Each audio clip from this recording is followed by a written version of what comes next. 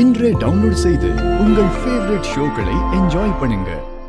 டேய் அண்ணே டேனி சொல்ற செங்கல் சூளைக்கு இவங்களை தூக்கிட்டு போ. சரிண்ணே பார்த்து. ஓகே டேனி பாய். இதா? Okay okay I'll take it. Bye.